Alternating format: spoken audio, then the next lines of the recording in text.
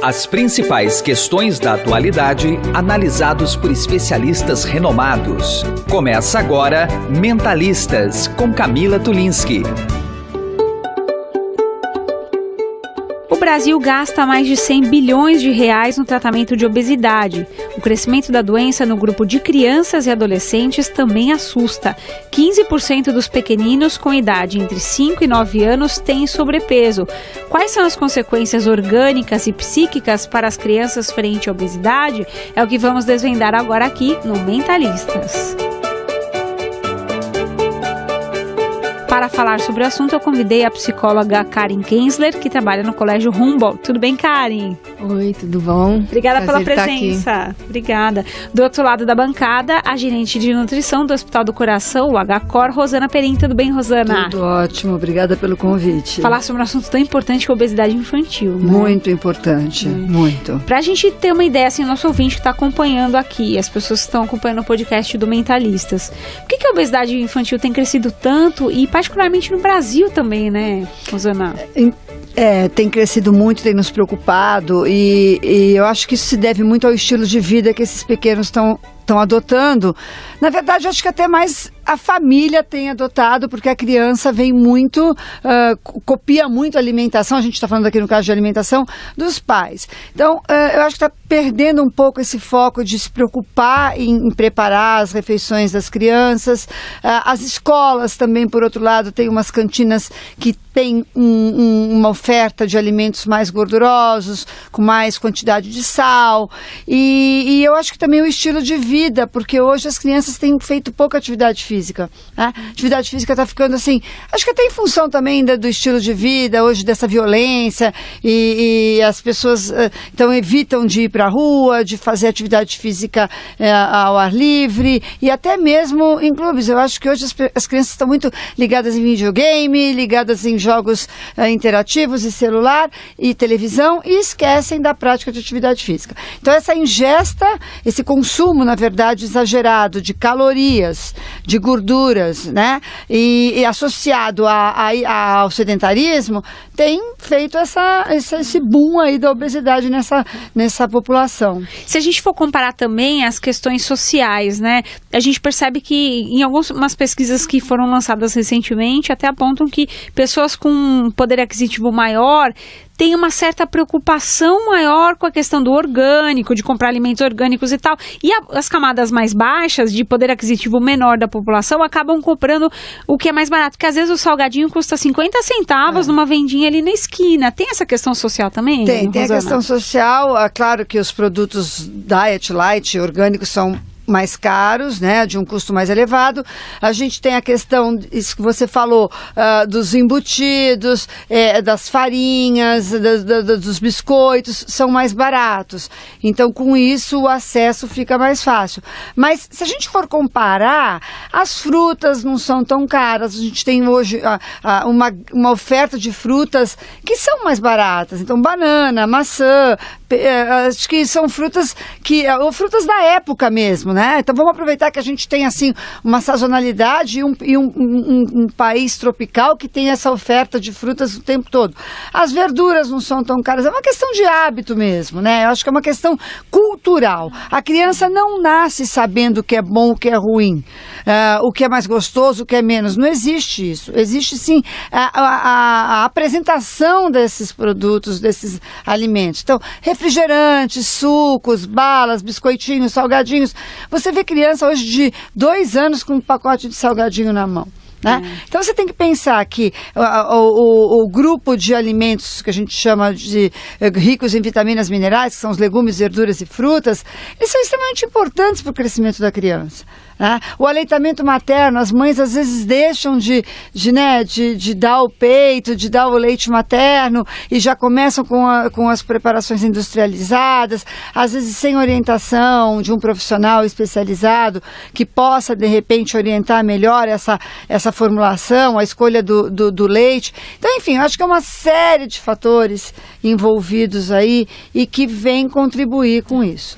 Karen, do ponto de vista psicológico para a criança, até aproveitando o gancho que a Rosana trouxe pra gente, que a criança não nasce sabendo das coisas, ela aprende muitas coisas, né? Então, que maneira a gente pode avaliar os comportamentos e a questão psicológica da criança que tem esse problema com a obesidade? Qual que é a importância dessa relação? Eu queria também? até acrescentar, acho que ela levantou um aspecto que é importante, que é o cultural.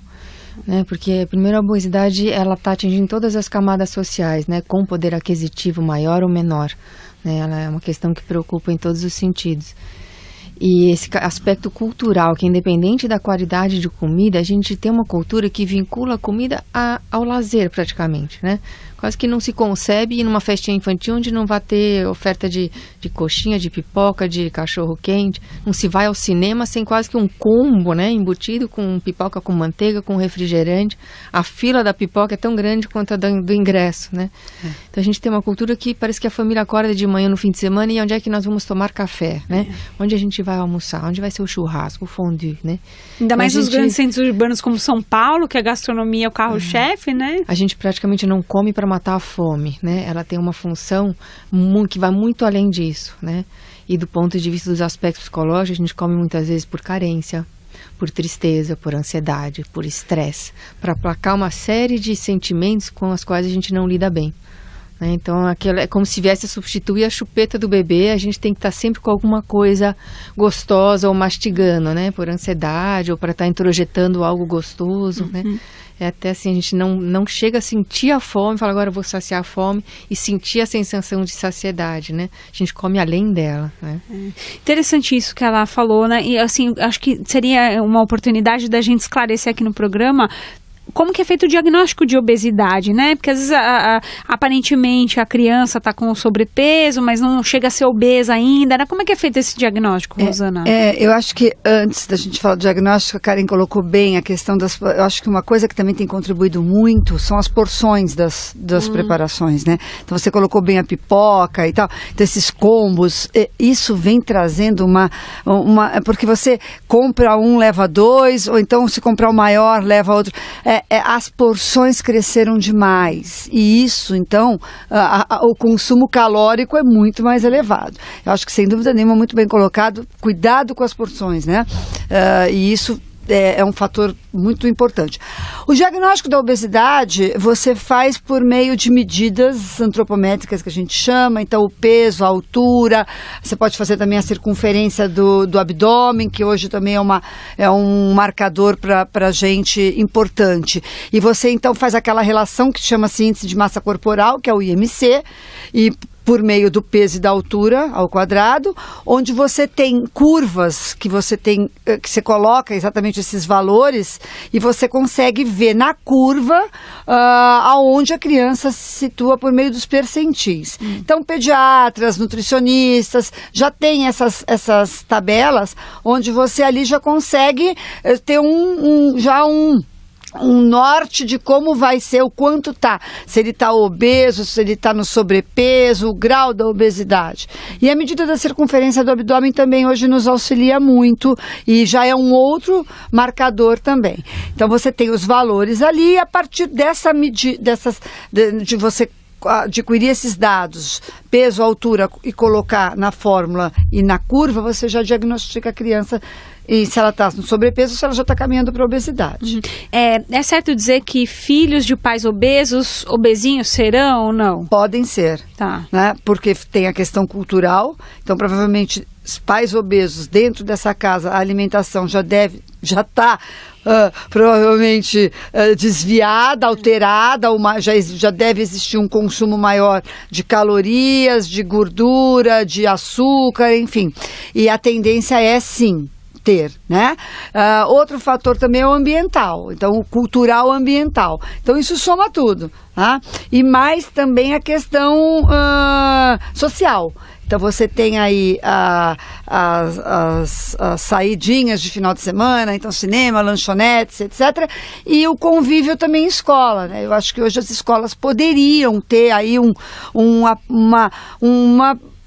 abordagem melhor no sentido de alimentação saudável, com talvez aulas interativas e com uma cantina mais bem, né, assim, preparada com opções de alimentos mais saudáveis e já começar ali a reeducação que a gente chama, né? alimentar para esses pequenos. Quando a gente fala de obesidade na infância, talvez seja interessante a gente trazer a psicologia também para esse debate e saber até que ponto, se é possível detectar o comportamento compulsivo ou a impulsividade por comer de uma criança. É possível os pais detectarem isso? Quer dizer, se a criança tem impulsividade em comer muito, como é que é? Eu queria fazer um gancho ainda, né, o que a Rosana falou, que realmente, né, o padrão da família a criança vai adotar, porque a criança aprende basicamente por imitação. Então não adianta assim os pais fazerem todo um programa, não, que você tem que comer menos, ficar pegando no pé, que até nem é legal, porque às vezes você acaba incutindo e levando até um distúrbio alimentar, né? Que a criança fica traumatizada, fica com complexos, fica com baixa autoestima, né? Se você toda hora está controlando. Então a família precisa se policiar, a família precisa fazer um programa para ela como um todo, né? Tanto de atividade física como de alimentação, para virar um novo padrão. Porque a tendência é, se a mãe ou os pais forem mais obesos, as crianças também vão ter os mesmos hábitos alimentares, né?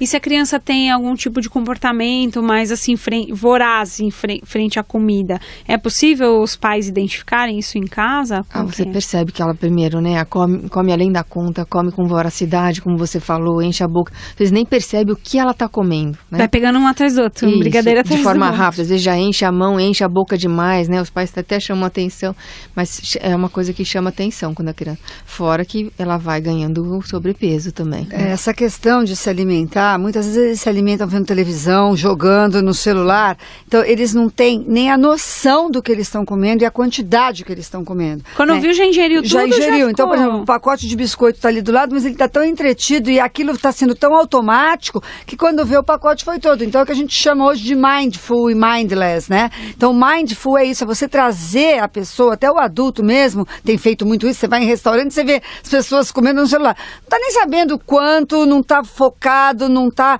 assim, prestando atenção no quanto, no que e como, a mastigação. Então, uma série de fatores, né? Às vezes são os próprios pais que induzem a criança a esse tipo de comportamento, né? Porque não é raro a gente ver distraindo a criança que não come, que, né, tem dificuldade para comer, põe na frente da TV e a criança está lá vidrada no programa e vai entuchando a sopinha e ela nem percebe que está comendo. Né? Ou coloca um tablet ali com a galinha pintadinha, vai assistindo aí, ela come, né? Sem perceber o que está comendo, né? E não tem a noção de saciedade, porque ela está comendo às vezes até além do que ela queria, porque ela nem está vendo o que está comendo. É um truque que funciona, mas que você deseduca no sentido da alimentação. Né? Sem dúvida. Eu queria a opinião de vocês, até pegando esse gancho então já das tecnologias, porque é um assunto, né, que está no nosso dia a dia. Eu já observei, e você ir no restaurante, acho que é o grande espaço de estudo para ambas aqui, né? Tanto do ponto de vista psicológico quanto nutricional, né? Vários pais colocando tablet, aí colocam um videozinho de um desenho que a criança fica ali e vai enfiando a colherada na boca, porque às vezes tem criança que tem mesmo dificuldade, não quer saber de comer por vários motivos, a gente não sabe, mas tem criança que tem mesmo dificuldade. E o adulto vai lá e fica enfiando e faz aquele pratão de comida. Na primeira infância, acho que seria interessante a gente fazer essa análise de como é que seria o ideal mesmo, né? Quem quer porque você vê, qual é a ideia? Criança gordinha, criança saudável, né? Então, sempre nas primeira fase de vida, é isso, mãe quer filho gordinho, porque filho gordinho é saudável, e hoje a gente não tem mais essa ideia, né, de que filho gordinho é filho saudável, não. Na verdade é uma ansiedade da mãe, né, uma preocupação, parece que meu filho não come, eu não sou uma boa mãe. Exatamente, ou então o que está acontecendo, ele não come e tal, talvez o ambiente, né, eu acho que aí a Karen até pode completar, então de repente é aquele horário, é confusão, é televisão ligada, é pai discutindo com mãe, então começa irmão brigando com o outro. Esse ambiente todo, ele favorece a esses problemas que podem vir psicológicos associados com a compulsão ou com a rejeição, né? Então você pode ter os dois lados, você pode ter todos esses fatores psicológicos que a Karen colocou, ou ele comer demais, ou ele não comer, né? E quando ele come demais, acontece exatamente isso, vem a obesidade. Eu acho que com esse comer, né, junto ao uso de um eletrônico, temos duas perdas, né? Uma é a deseducação no alimentar. Ela não está vendo o que ela está comendo, não está vendo a qualidade, o sabor, nem sentindo a saciedade quando ela vem, né? Mas também tem a perda daquela hora da refeição, que seria uma hora também de uma troca afetiva, de um relacionamento entre família, em que você dialoga, né? E você está quase que terceirizando. Ela não está interagindo com você, mas com o joguinho que ela está fazendo, o vídeo que ela está vendo, né? E você está só mecanicamente entuchando comida dentro dela. Então, assim, realmente não é saudável em ambos os aspectos, né? Revista Mente e Cérebro, uma parceria de conteúdo com o programa Mentalistas. E nessa parceria do Mentalistas com a revista Mente e Cérebro, conversando com a editora da revista, a Gláucia Leal. Tudo bem, Gláucia? Tudo bom, sim, Camila. Um prazer estar com vocês de novo. A Gláucia, que é psicóloga e psicanalista, também separou aqui um dos destaques da revista Mente e Cérebro deste mês, os desafios de tratar a dependência química. O que a revista traz como artigo, hein, Gláucia? Esse é um tema bastante atual, né, Camila, hoje, não só no Brasil, mas em várias partes do mundo, e assim, principalmente em São Paulo, com a questão da Cracolândia, vem sendo discutido bastante esse tema há décadas, né? O poder público tem tentado, sem sucesso, combater o consumo de drogas. Então tem havido intervenções policiais, como que ocorreu há algum tempo na Cracolândia, alguns meses em São Paulo, e revela uma situação, crônica mesmo e persistente, que envolve questões bastante complexas de saúde mental e física, questões sociais, urbanísticas e de segurança pública.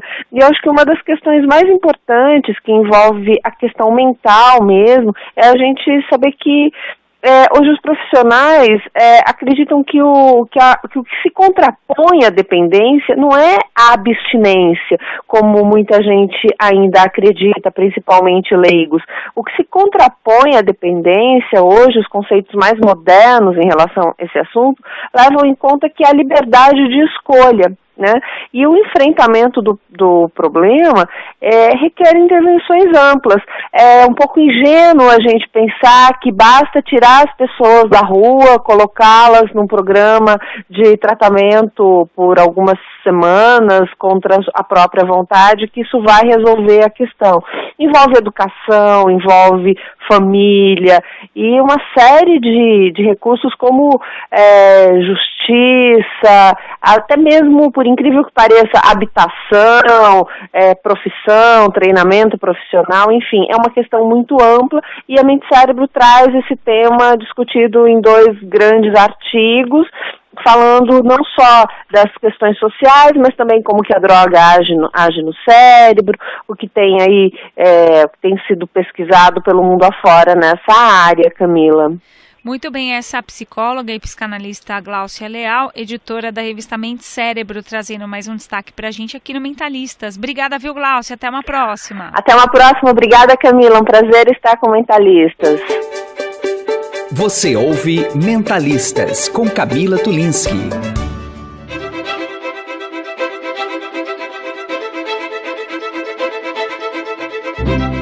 Estou recebendo aqui no Mentalistas a psicóloga Karen Kensler, do Colégio Humboldt, e também a gerente de nutrição do Hospital do Coração, HCOR, Rosana Perim. Queria tocar no assunto do colégio. A gente já falou da escola logo no primeiro, né, no primeiro segmento aqui do programa. Algumas escolas têm as cantinas e que oferecem toda sorte de doces, pizzas, e a gente gosta, né? Adulto gosta, criança gosta ainda mais, né? E tem também alguns colégios que acabam fazendo uso de um produto inadequado em sua merenda escolar, escolas públicas no caso. A gente tem produtos de qualidade muito inferior ao que deveria ser oferecido por crianças. Então, falar desses 2 aspectos, da cantina e também das escolas que só tem, por exemplo, a merenda escolar para alimentação. Vou começar com você, Rosana. O que você acha? Sem dúvida, eu acho que agora... Contribui para a obesidade de alguma forma? Claro, até porque o que a gente tem visto também, as crianças normalmente que estudam de manhã saem sem tomar café da manhã. né? E vários estudos têm mostrado que a ausência do café da manhã favorece a obesidade. Por quê? Porque quando ela vai se alimentar no horário do intervalo, que já no meio da manhã, ela está com fome. Ela jantou ontem, no dia anterior, ela está mais de 12 horas sem se alimentar. E aí ela está com fome e ela vai comer muito mais do que ela deveria.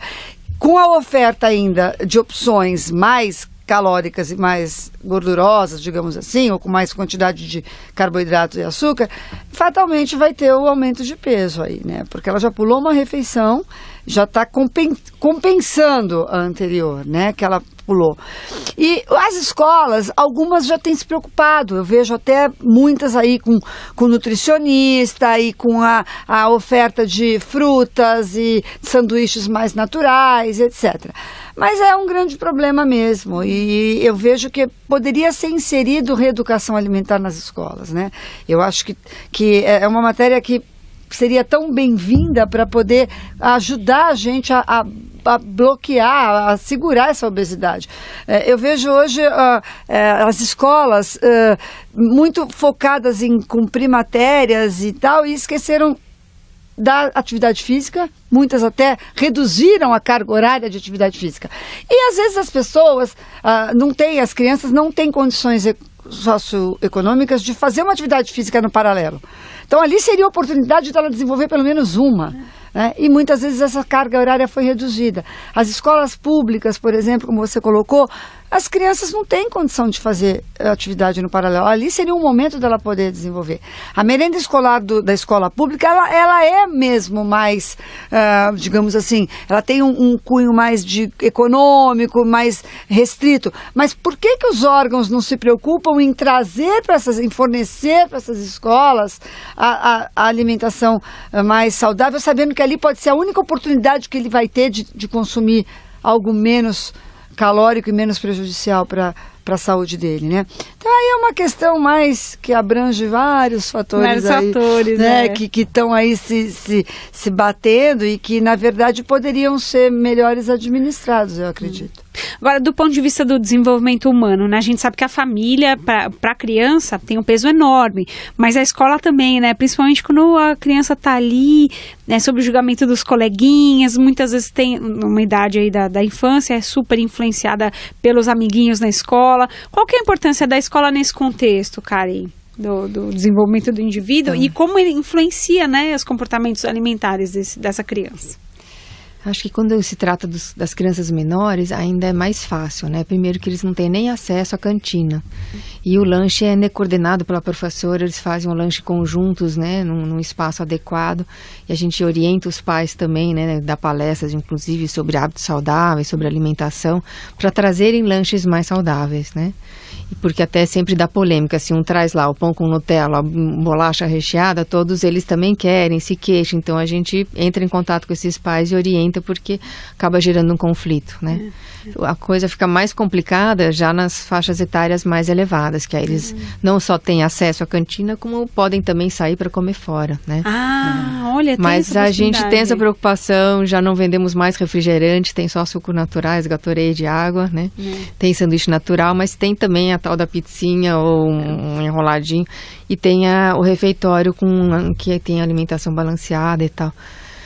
Mas aí a gente conta também muito com a influência das famílias, né? De estar orientando, porque eles vão ter opções, né? Então, mesmo que você ofereça a refeição, não quer dizer que ele vai comprar. Às vezes, em vez de fazer uma refeição, né, no refeitório, ele vai lá e compra um lanche. Teve até uma decisão recente, não sei se vocês acompanharam, do Ministério da Saúde, dizendo que ia proibir venda de refil de refrigerante em uma grande rede de fast food, porque para não incentivar as crianças a consumirem mais. Porque né? A questão do refil é aquilo que eu disse das porções, né? Então você paga e tem um refil de quantidade sem limite, você vai ter. Então isso eles se preocuparam já com a questão da gordura, depois nós tivemos a preocupação do sal, agora a gente está na preocupação do açúcar.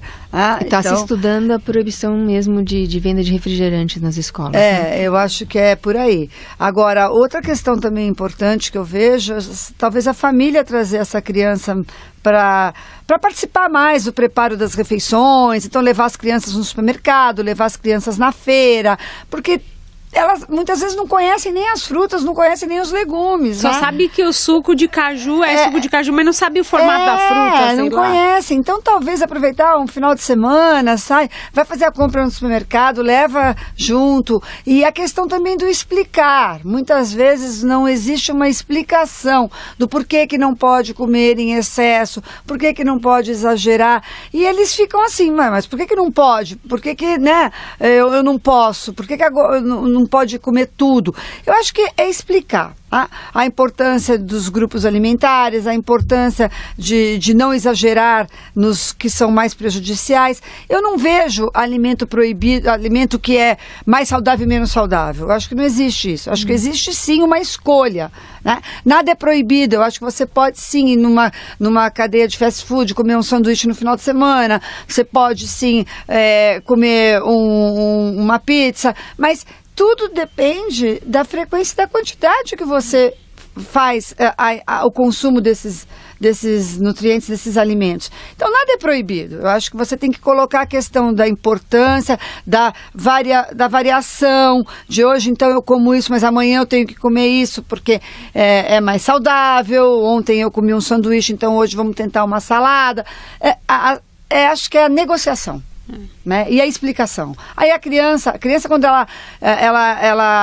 você explica, você traduz para a linguagem dela, ela absorve os conhecimentos. O problema é que hoje as mães, né, estão muito trabalhando fora, essa inserção talvez das mães no mercado de trabalho, e isso dificulta um pouco a troca de informações e até o preparo das refeições, né? E aí tem que apelar para as comidas prontas e etc. Mas hoje a gente tem tanta coisa pronta, saudável, que é só uma questão mesmo de escolha, na hora que tem que pedir a refeição, saber escolher, né? E saber se organizar também, dentro da família, não é, Karen?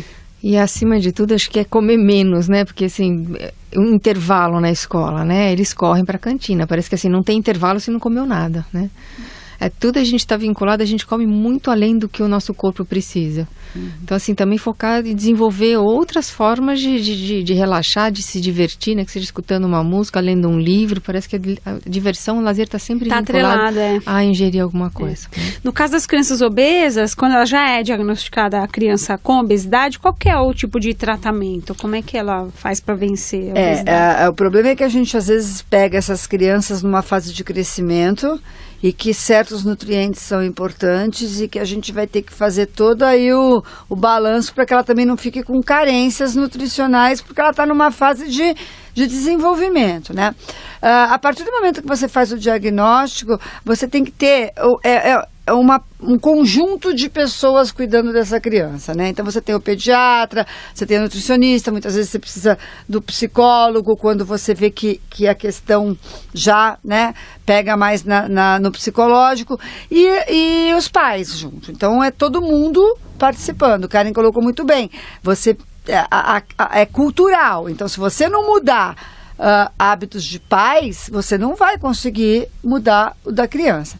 Então, é explicar para ela, é fazer essa negociação, não privá-la, não colocar, você não pode, você não vai comer, não.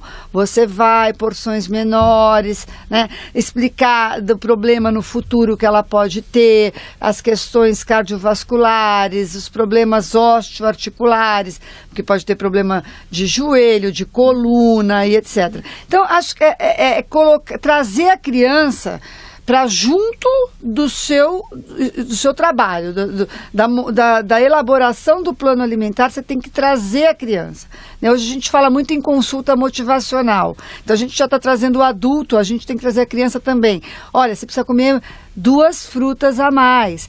Quais frutas você gosta? Essa e essa. Então vamos colocar essa e essa. E não eu chegar para ele e falar, você tem que comer essa maçã e banana. Não, ele gosta de pera e uva. Então vamos negociar. Então, colocar a criança nas decisões do plano alimentar. Né? Mas eu gosto muito de chocolate. Tudo bem. Então, ao invés de você comer aquela barra grande, nós vamos deixar você comer um bombom. Aí, pode ser? Pode. Que horas que você vai querer comer esse bombom? Eu quero comer vendo televisão depois do jantar. Tá ótimo. Então, nós vamos colocar nesse horário. E não você falar, não, você vai poder comer o bombom no intervalo da manhã. Não. Entendeu? Então, você trazer a criança para estruturação do plano da reeducação alimentar, do plano alimentar. E acredito que na psicoterapia não dá para fazer um trabalho só com a criança, né, Karen? Você tem que chamar os pais também para participar. Queria que você falasse um pouquinho mais do trabalho na psicoterapia, no caso das crianças com obesidade também. Acho que a psicoterapia pode ajudar muito, porque a criança obesa, ela está comendo, obviamente, além da fome, né? Então, ela está comendo, às vezes, por motivos de sentimentos mal elaborados, mal trabalhados, né? Então, como ansiedade, estresse, medo, raiva, uma série de sentimentos que, se ela não sabe lidar adequadamente, ela pode estar descontando na comida. Né? Então, uma pessoa que está com frustração, está sabendo lidar com um sentimento de medo, de frustração, ela come demasiadamente. Então, a terapia vai trabalhar com essa, primeiro assim, conscientizando ela dessa situação, depois nomeando esses sentimentos e ensinando a lidar de outra forma com esses sentimentos, né? E a família, às vezes, transmite o mesmo padrão, né? Às vezes, os pais estão também com esse padrão de não saber lidar com certos sentimentos e lidando desta forma, né? Porque então, eu fico obviamente, pensando, às vezes faz trabalho com a criança, mas se os pais não estão juntos, aí que adianta também, não é? É extremamente importante os pais. Então, se for possível, né, trazer a família toda para uma terapia familiar, né, ou trabalhar em separado, mas enfim, porque a mudança precisa ser como um todo, né? Porque se em casa ela mantém aquele padrão, dificilmente ela vai conseguir mudar sozinha. Eu acho que a questão do bullying também, né? Normalmente os obesos, as crianças obesas sofrem um pouco de bullying. Ainda mais no ambiente escolar. O bullying pode tanto ser muito causa como consequência, mais como até consequência, né? Porque uma criança que sofre bullying, ela também pode depois descontar na alimentação, mas muitas vezes os obesos acabam passando por essa situação, né? Primeiro a criança se torna obesa e depois ela sofre bullying, né? Pode acontecer o contrário casos, também, né? A criança em sofrimento, ou por trauma, por medo, por bullying, ela também pode acabar comendo em demasia, né? E a criança com bullying também vai se favorecer de uma psicoterapia onde ela vai poder trabalhar, né, essas situações pelas quais ela passa e saber se defender, sair do papel de vítima e não se sentir merecedora desses maus tratos, né?